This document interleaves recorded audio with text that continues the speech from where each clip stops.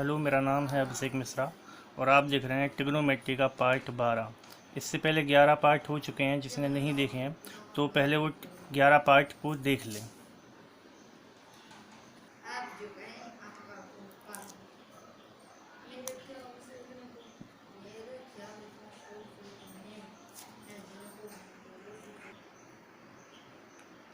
Trigonometry के part 12 में आज हम ऊंचाई दूरी शुरू करेंगे। ऊंचाई दूरी क्या है?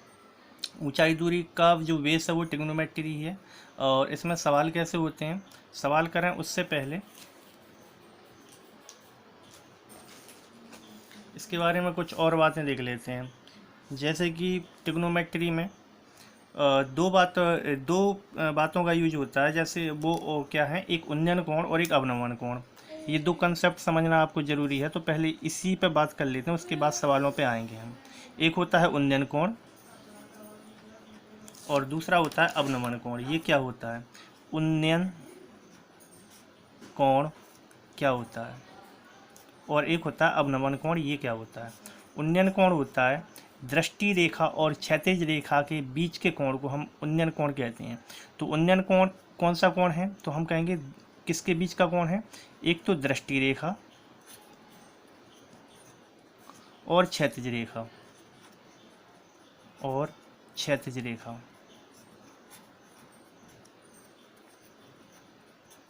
के बीच का कोण।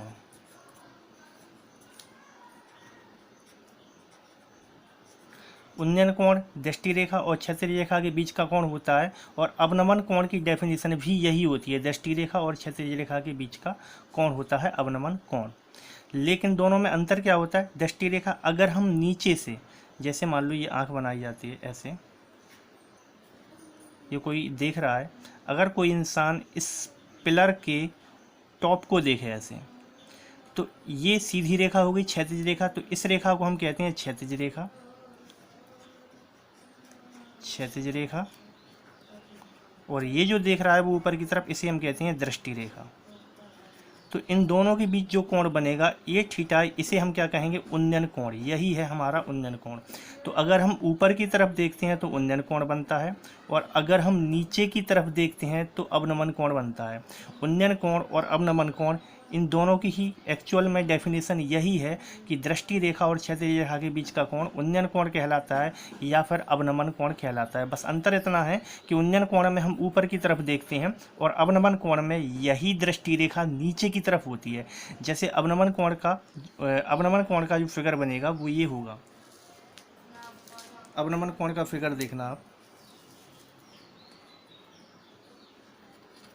अवनमन कोण, इसमें भी यही होता है कि दृष्टि रेखा और क्षैतिज रेखा के बीच के कोण को हम अवनमन कोण कहते हैं।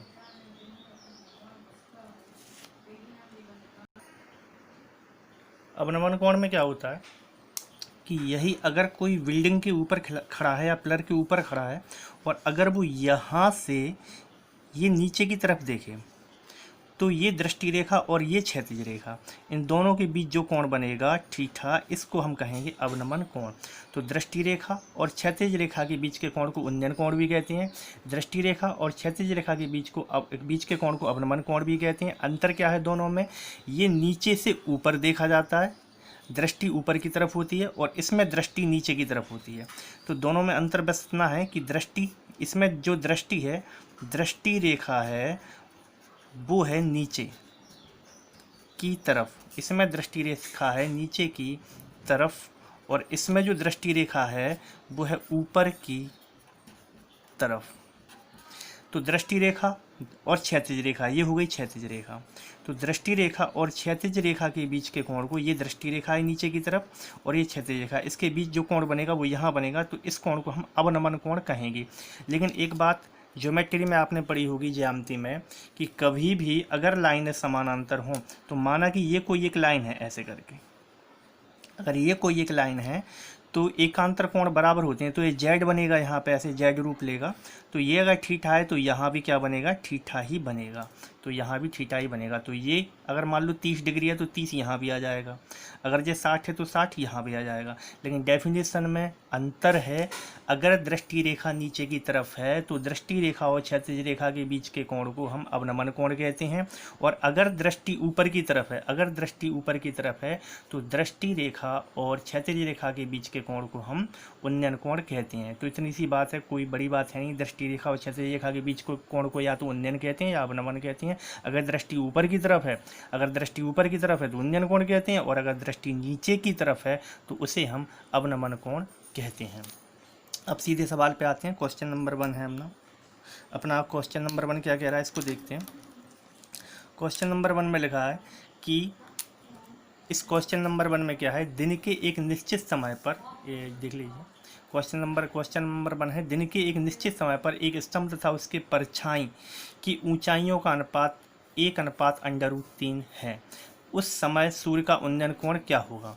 तो हम क्या क्या बनाना हमें, अनुपात क्या है, 1/√3 किस किस का है, स्तंभ तथा उसकी परछाई। एक तो हुआ स्तंभ और दूसरा हुआ उसकी परछाई। तो हमने इसे स्तंभ बनाया, सबसे पहले एक स्तंभ बनाया और इसकी परछाई बना दी।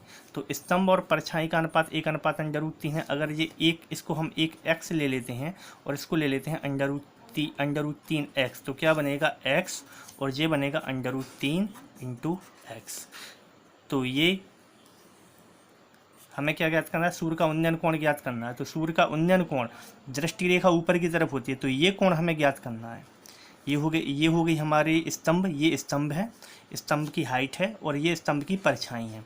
तो परछाई है तो इसका उन्नयन कोण कहाँ, यहाँ आएगा। तो हमें इस थीटा का मान, हमें क्वेश्चन मार्क है, इस थीटा का मान निकालना है। तो एक ऐसा फॉर्मूला बताओ जिसमें लंब भी आता हो और आधार भी आता हो। तो लंब और आधार किस में आता है आप बताना, लाल बटे कक्का। तो लंब और आधार किस में आता है, टेन थीटा में आता है। तो हम यहाँ टेन थीटा का सूत्र लगाएंगे। तो टेन थीटा का सूत्र क्या होता है, टेन थीटा का फॉर्मूला हो जाएगा लंब बटे आधार। तो हम लिख देंगे यहाँ पे टेन थीटा बराबर लंब बटे आधार। तो लंब है x और आधार है √3 × x। तो x से x तो कट ही जाना है, 1/√3। तो टेन थीटा बराबर आ गया अपना 1/√3। टेन थीटा बराबर हो गया 1/√3। अब आपको ये सोचना है कि टेन की लाइन में ऐसा क्या टेन 0 का मान 1/√3 होता है, या टेन 30 का होता है, या फिर टेन 45 का, या टेन 60 का, या टेन 90 का। तो याद रखना टेन 0 का तो होता है 0 और टेन 90 का होता है अनंत। टेन 0 का होता है 0, टेन 90 का होता है अनंत। इसके बाद 1/√3 किसका होता है। तो हमने 2 टेंगल याद किए थे मान याद निकालने के लिए। एक टेंगल तो ये था, एक में तो मान थे 1 2 1 और एक में थे 1 2 3। इसमें 2 पे अंडर लगा होता है, इसमें √3 इस पे लगा होता है। तो √3 आ रहा, तो ये वाला टेंगल यूज नहीं होगा क्योंकि इसमें √3 कहीं होता ही नहीं है, ये वाला होगा। तो √3 ये है, यहाँ पे 30 डिग्री लेते थे, यहाँ पे 60 डिग्री लेते थे।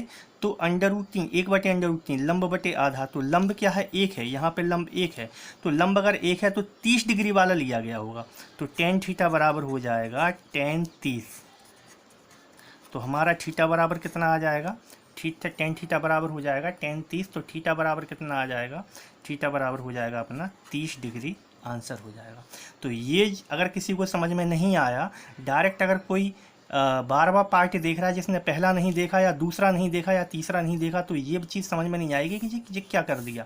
ये मान निकालने का तरीका है, ये मान कैसे निकाले जाते हैं, इसको देखने के लिए आपको पार्ट 2 या पार्ट 1 या पार्ट 3 स्टार्टिंग का जो बेसिक पार्ट है ये पार्ट 2 में है। तो आप पार्ट 2 आपको ज़रूर देखना होगा कि ये मान कैसे निकाल लिए जाते हैं। तो ये पहला सवाल था। अपन सवाल नंबर 2 पे आते हैं। सवाल नंबर 2 क्या कह रहा है, अगला क्वेश्चन है, किसी समय सूर्य का उन्नतांश, उन्नतांश माने उन्नयन कोण। उन्नयन कोण किसे कहते हैं, उन्नयन कोण किसे कहते हैं, तो दृष्टि रेखा और क्षैतिज रेखा के बीच के कोण को उन्नयन कोण भी कहते हैं और अवनमन कोण भी कहते हैं। लेकिन उन्नयन कोण में दृष्टि रेखा ऊपर की तरफ होती है और अवनमन कोण में दृष्टि रेखा नीचे की तरफ होती है। तो हम यहाँ पे बनाते हैं, किसी समय सूर्य का उन्नतांश, यानी सूर्य को कोई नीचे से ही ऊपर देख रहा है, ऊपर से नीचे कोई देख भी नहीं सकता सूर्य को कोई नीचे से ही ऊपर देख रहा है, तो उन्नतांश यानी उन्नयन कोण ही बनने वाला है। तो हमने इसको बनाया ऐसे।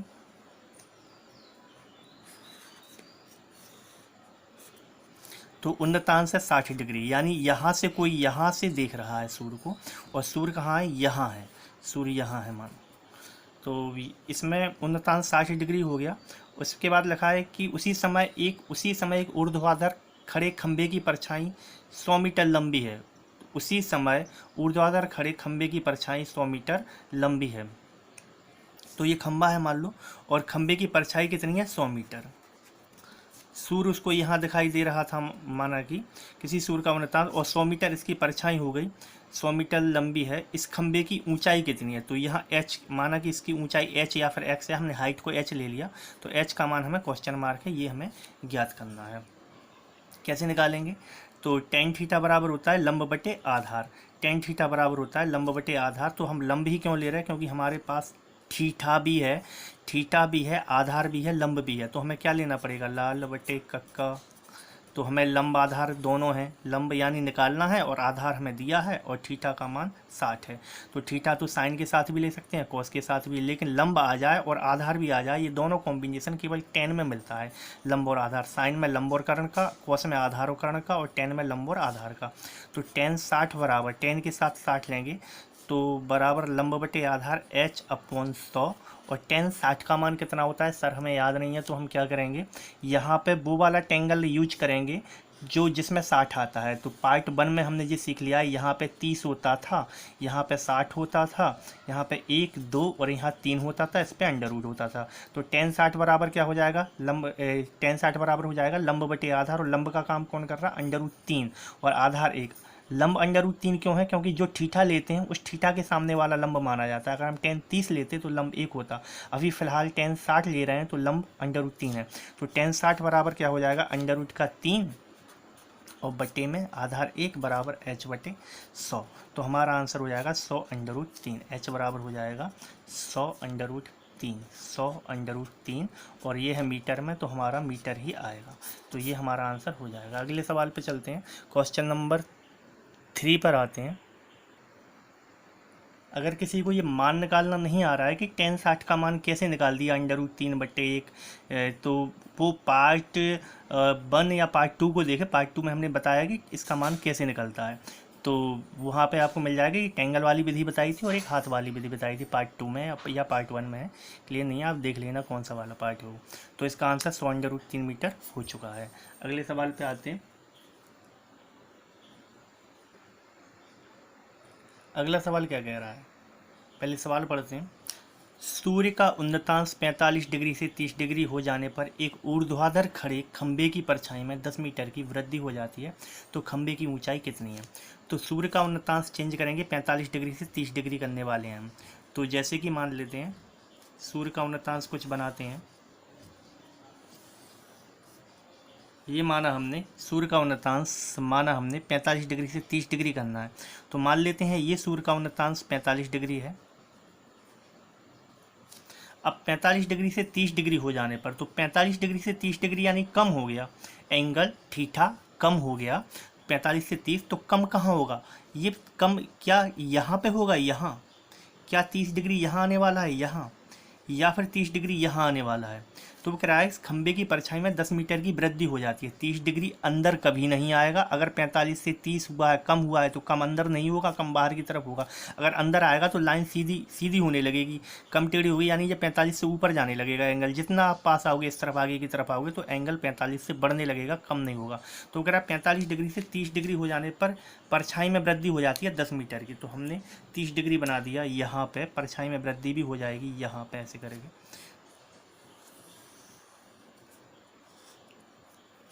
ये 30 डिग्री हो गया, 45 डिग्री से 30 डिग्री हो गया, तो 10 मीटर की परछाई में वृद्धि हो गई। तो पहले कितनी थी परछाई, ये तो हमें पता नहीं पहले कितनी थी। माना कि पहले परछाई जो थी वो x मीटर थी, पहले परछाई x मीटर थी। तो अब टोटल परछाई कितनी हो गई है? अब हो गई है x प्लस 10 मीटर की हो गई है परछाई। और हाइट कितनी है? हाइट हमें पता नहीं, माना कि h है, h मीटर हमने हाइट मान ली है इसकी। जो आपका क्या है, खंबा है, खंबा, तो खंबे की हाइट हमने मान ली है h। तो अब इसमें दो त्रिभुज बन रहे हैं, एक तो त्रिभुज ये है और एक त्रिभुज ये है। ये पूरा कंप्लीट यहाँ वाला माना जाएगा, ये कंप्लीट। दूसरा वाला त्रिभुज कौन सा माना जाएगा? ये हम कह रहे हैं दो समकोण त्रिभुज बन रहे हैं, एक तो इतना इतना पहला है, और दूसरा ये पूरा यहाँ से लेके यहाँ तक ये। तो ये दो त्रिभुज दो समकोण त्रिभुज बन रहे हैं। तो समकोण त्रिभुज में हम त्रिकोणमिति का यूज कैसे करते हैं? वही लिखने वाले हैं। तो सबसे पहले तो tan 45, ये जो पहला त्रिभुज बना है यहाँ से लेके यहाँ तक वाला ये, तो इसमें tan 45 बराबर क्या होता है वो लिख देते हैं। tan 45 बराबर हो जाएगा लंब बटे आधार यानी h बटे x। tan 45 का मान कितना होता है 1, 1 बराबर h बटे x। तो यहाँ से हो जाएगा h बराबर है x के। अगर h बराबर है x के तो अपन आगे बढ़ेंगे।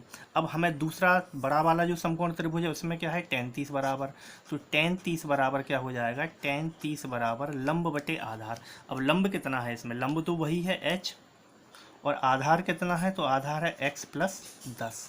तो tan 30 का मान कितना होता है सर, हमें याद नहीं है tan 30 का मान कितना होता है। तो आप क्या करना, tan 30 वाला जो त्रिभुज होता है वो बना लेना जल्दी से। कैसे बनता है वो tan 30 वाला त्रिभुज, यहाँ देख लेना, साइड में बता देते हैं कि आपको ये याद होना चाहिए कि यहाँ पे 30 लेते थे हम, यहाँ पे 60 लेते थे, यहाँ 1 2 3। तो tan 30 यानी लंब बटे आधा, तो लंब 1 है, 1 बटे √3 हो जाएगा। तो ये मान निकालने का तरीका है, अगर किसी को याद नहीं है कि tan 30 का कितना होता है, ये पार्ट 1 और पार्ट 2 में अच्छे से समझाया गया है, देख लेना। कि अगर किसी को मान नहीं होती है, किसी के संग परेशानी है कि मान याद नहीं हो रहा है tan 30 का कितना है, tan 60 का कितना है, तो निकालने का कुछ तरीका है, वो आप देख लेना, जल्दी निकाल सकते हैं। tan 30 बराबर 1 बटे √3 बराबर h बटे x प्लस 10। यहाँ तक आ गए। अब हमें मान क्या चाहिए, खंभे की ऊंचाई, यानी हमें h का मान चाहिए। तो h का मान हमें ज्ञात करना है, लेकिन ये x हमें दिक्कत दे रहा है, सॉरी यहाँ दिखाई नहीं दे रहा, ये tan 30 बराबर ये उतार दिया हमने। हमें h का मान ज्ञात करना है, h का मान हमें ज्ञात करना है, ऊंचाई कितनी है h का मान हमें ज्ञात करना है। तो हम क्या करेंगे, इस x को हटा देंगे। x को कैसे हटाओगे, x बराबर h है, तो इस x की जगह भी हम h रख देंगे। तो क्या होने वाला है, 1 बटे √3 बराबर h बटे h प्लस 10। तो इसका त्रियक गुणा करेंगे तो क्या होगा, त्रियक गुणा करेंगे तो क्या होगा, यहाँ पे यहाँ हो जाएगा h प्लस 10 बराबर h √3।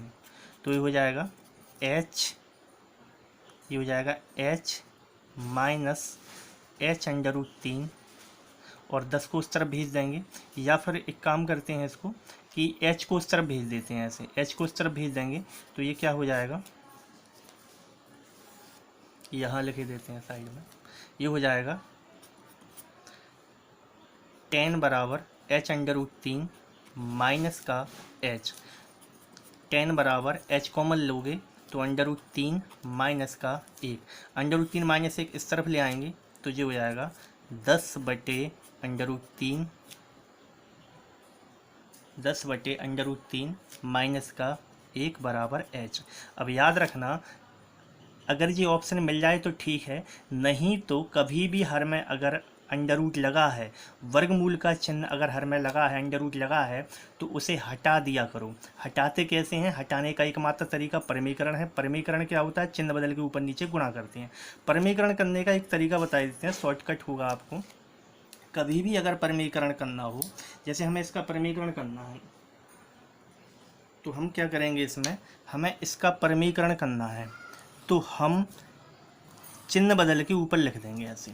10 तो लिखा रहने दो, इसका चिन्ह, हर का चिन्ह बदल के ऊपर गुणा कर दो, √3 प्लस 1, और नीचे क्या करना है, √3 का स्क्वायर कर लो 3 होगा, और 1 का स्क्वायर कर लो 1 होगा, इनका अंतर कर दो।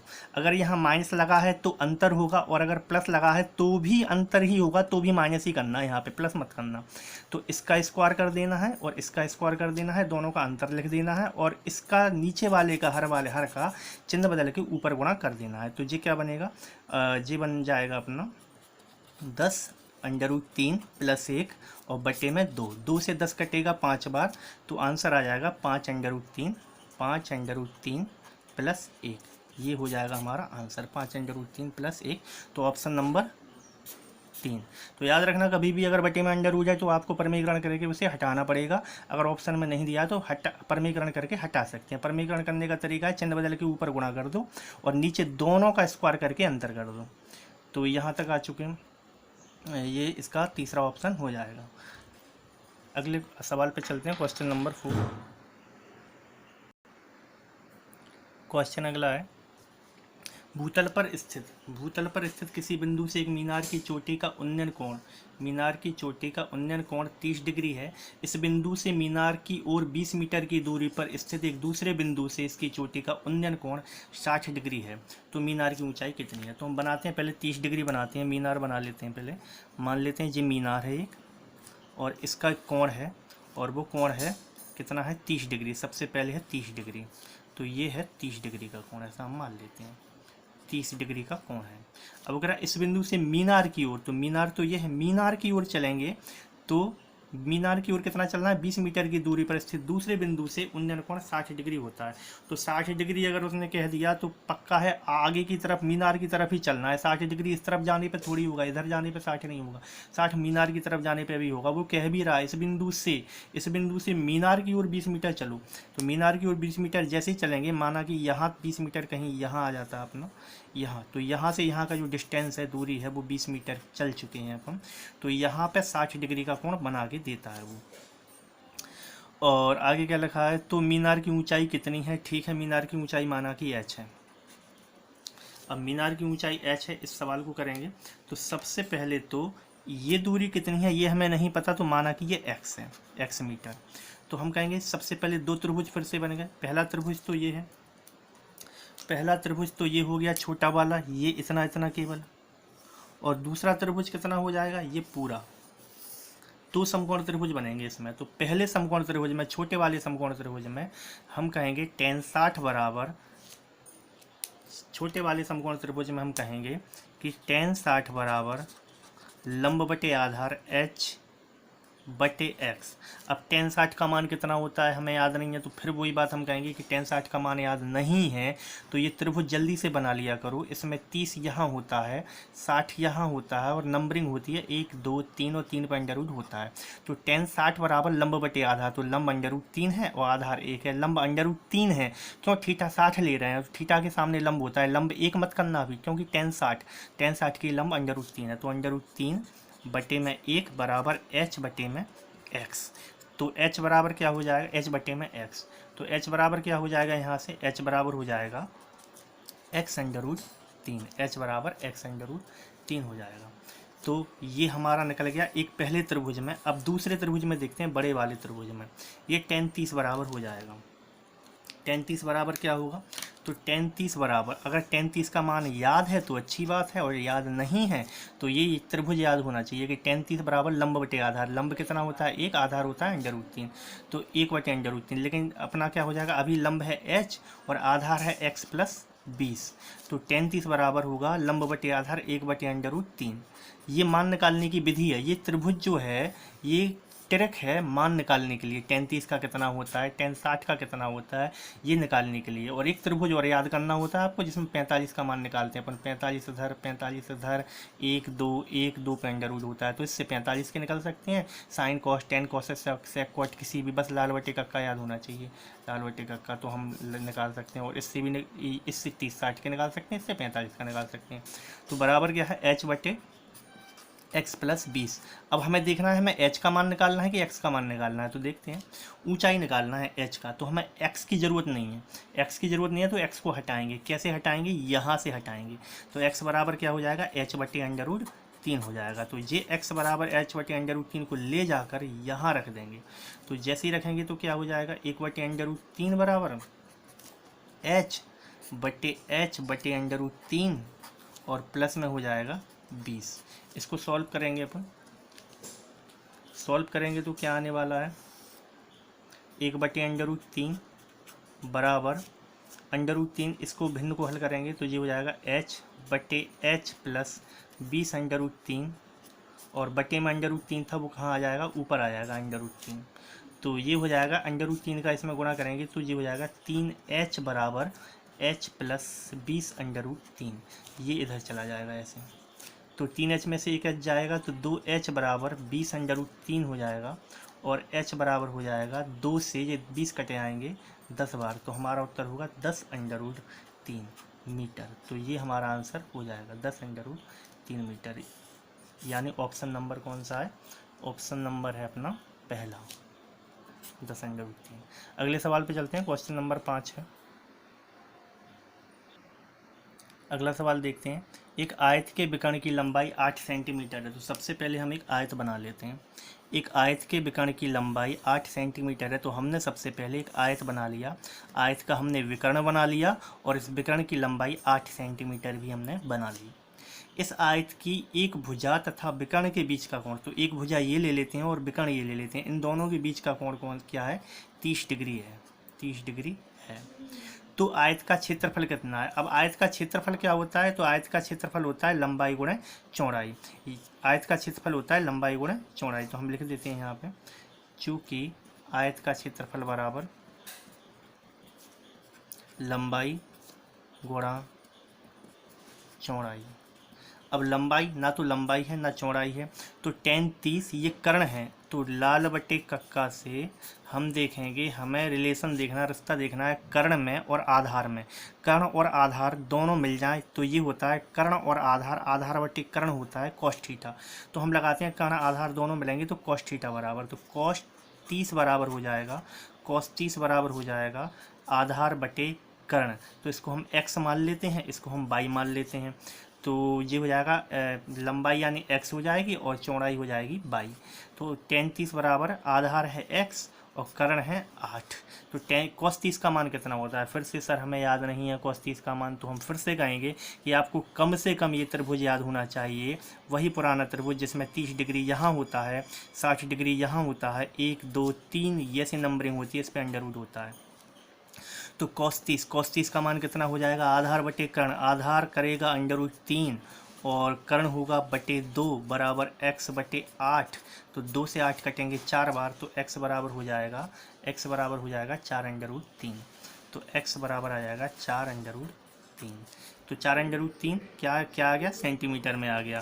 तो 4 अंडर रूट 3 अगर सेंटीमीटर आपका आ गया, x बराबर आ गया और y बराबर हमें चाहिए है, तो हम क्या करेंगे? पाइथागोरस प्रमेय लगा सकते हैं। x बराबर हो गया 4 अंडर रूट 3। अगर x बराबर 4 अंडर रूट 3 निकाल दिया आपने यहाँ से ऐसे करके, तो पाइथागोरस लग के y का मान आ सकता है। पाइथागोरस प्रमेय क्या होती है? पाइथागोरस प्रमेय होती है कर्ण का स्क्वायर बराबर आधार का स्क्वायर प्लस लंब का स्क्वायर। तो 8 का स्क्वायर बराबर 4 अंडर रूट 3 का स्क्वायर और प्लस हो जाएगा y का स्क्वायर। तो 8 अठिया 64 हो जाएगा बराबर 4 चौके 16, 16 3 48 हो जाएगा प्लस y स्क्वायर। तो 64 में से 48 जाएंगे तो 2 50 और 14 16 बचेंगे। तो y बराबर कितना आ जाएगा? 4। y बराबर 4 आ जाएगा, यानी इसका मान भी निकल गया 4, इसका मान निकल गया 4 अंडर रूट 3। तो क्षेत्रफल क्या होता है? लंबाई गुणे चौड़ाई। तो क्षेत्रफल हो जाएगा लंबाई है 4 अंडर रूट 3 और चौड़ाई है 4। तो 4 चौको 16, 16 अंडर रूट 3 ये क्षेत्रफल हो जाएगा वर्ग सेंटीमीटर, यानी ऑप्शन नंबर 2। तो 16 अंडर रूट 3 वर्ग सेंटीमीटर ये इसका सही उत्तर हो जाएगा। 5 क्वेश्चन हो चुके हैं। एक टर्न और लेंगे इसके लिए, ऊंचाई और दूरी के लिए, तो सारे क्वेश्चन कंप्लीट हो जाएंगे। उसके बाद मैक्सिमम मिनिमम या रीडिंग से संबंधित कुछ सवाल हैं वो अपन देखेंगे, कंप्लीट करेंगे। आज इतना ही रखते हैं। Thank you.